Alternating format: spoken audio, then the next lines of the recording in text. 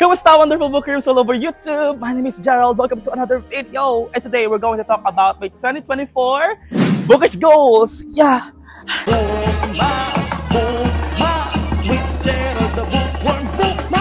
First goal mga mi is makapagbasa ng 28 books. Bilang magiging 28 years old na ako sa 2024, binasa ko na siya sa edad ko. Last year, 24 books yung goal ko and nalampasan ko siya triple times. So malakas ang feeling ko na malalampasan ko rin siya this 2024. 28 books for 28 years old.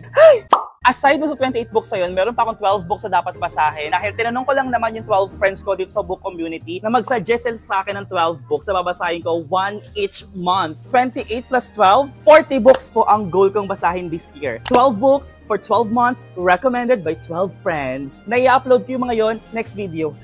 Next goal naman mga mi is gumawa ng reading journal kasi mahilig talaga ako mag-track ng mga progresses ko na ganyan. Gusto ko mag-marka-marka ng mga progress ko sa pagbabasa, sa mga TBRs ko and all that. Bumili rin ako ng notebook na pang journal. So talaga nga naman ang magkaka-journalan tayo ngayon sa palahok itong 2024. Ano ho? Come with me in this bookish reading journal journey.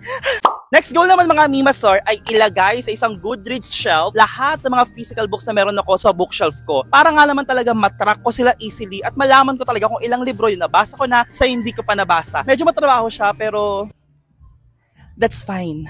Next goal mga mi is to be active on my book club. Kasi ito talaga sasabihin ko sa inyo. Di ba may book club ako, Gerald the Book Club, nakapangalan pa sa akin. Pero yung mga activities na sinasagawa ko, mga activities na i-schedule ko, hindi ko na fulfill. Kumbaga ako pa yung hindi gumugora. So ang pangit as someone na nagtayo ng book club. Problema ko yun like ang galing-galing ko lang gumawa ng mga bagay-bagay. Pero kapag mga activities na hindi ko na siya napapangatawanan. So ngayon gusto ko maging isang aktibo na leader ng Gerald the Book Club. Sa mga members ng Gerald the Book Club, better years are coming. Next goal naman is to be active in uploading sa BookTok at sa Bookstagram dahil talaga nga namang may goal ako na gustong ma-achieve sa followers count ko, And by everyday uploading, feeling ko ma-achieve ko siya. And by 2024, I'm already claiming it na I will achieve it. Let's go!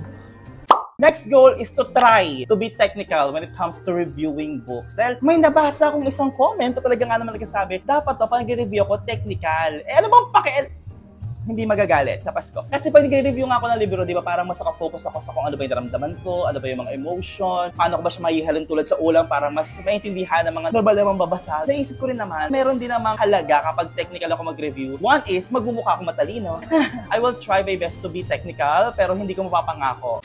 Next goal naman is dapat by 2024, ang magastos ko lang sa libro ay 5,000 pesos. Sa buong taon na yon. Hindi na ako mag-book buying ban dahil mahirap mag-book buying ban, mga Mimasor. Talagang hindi mo makokontrol ang sarili mo sa pagbili ng libro. So, ang gagawin ko, bibigyan ko na lang ng budget ang sarili ko na ilan, magkano? 5,000 lang. Ikaw lang, magkano? 1,000. 1,000 daw. 5,000, the best. Next goal is to read 50% of my physical TBR. Dahil again, sobrang dami ng physical TBR ko sa bookshelf ko. Nadagdagan pa sila ngayon 2023. Ito total ko yung lahat ng libro na yon for 2024. Tapos, doon ko ibabasa yung number of books na magiging cumulative 50% ng aking bookshelf. Hindi ko doon ibibilang yung mga papasok na libro sa 2024. Kung ano yung mga collection of books na meron ako, pagkatapos ng 2023, doon ko siya ibase. Masyado ko in-over-explain. Basta 50% of my physical TBR, sana mabasa ko ngayong 2024. And the last goal for this video is to read more Filipino books. Ang gusto ko talagang i-prioritize dito is yung mga Tagalog written books dahil talagang nga namang iba ang binibigay nila sa aking emosyon. Ang sarap lang magbasa ng sarili nating wika na naiintindihan ko. Opo, But again, for 2024, ang ipaprioritize ko are Filipino written books. Because we are what? Filipino. Ako ay Filipino. As no are. But that is it for today's video, mga Mimasor. Thank you so much for watching. And thank you rin kay Jewel dahil siya ang nag-film sa akin kahit sobrang init. Anong masasabi mo? I love your face. Yang?